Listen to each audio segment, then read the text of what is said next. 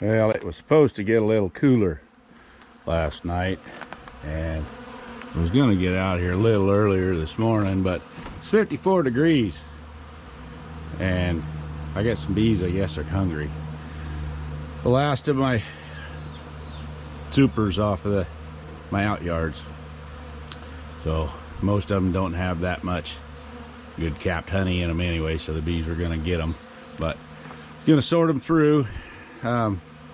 Figured out, so I got to pack them into my back room, which is kind of nice the way it's set up. It's been working so far. I can protect them from the bees in there, but when they go in, as you can see, they're going to have bees with them. So I'll put them in here, and then I'll turn the light off, and then they all kind of go to sleep a little bit, and then I'll crack the door open like so, and most of them will fly out, so I don't lose many in here.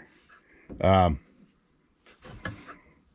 are always a few, but a few of them gonna die. I'm losing them in my greenhouse now is the problem. They're hunting for food everywhere.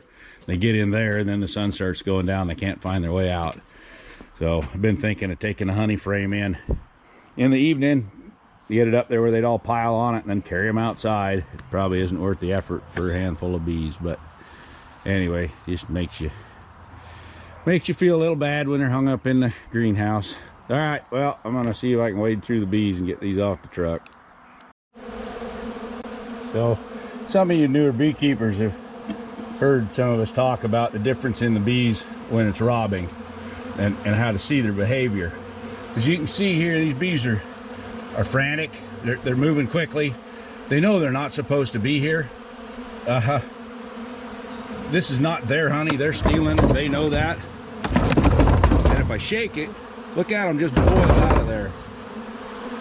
They know they're not supposed to be here, so they're ready to escape. They're not going to attack me because they're not defending something of their own. They know they're stealing.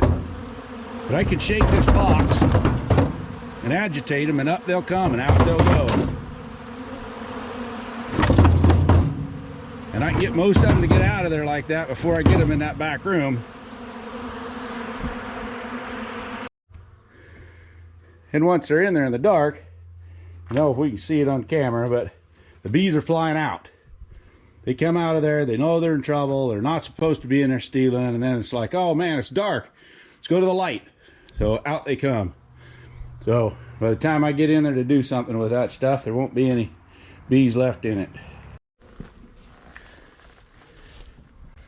So looks to me like there's been a few of them here that been in there all night.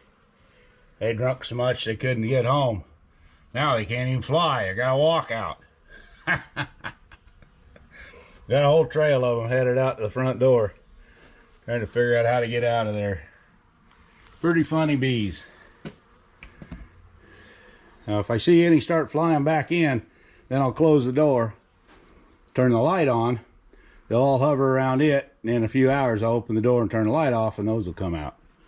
So sometimes knowing how bees operate helps make up for mistakes like letting them get in the boxes to start with.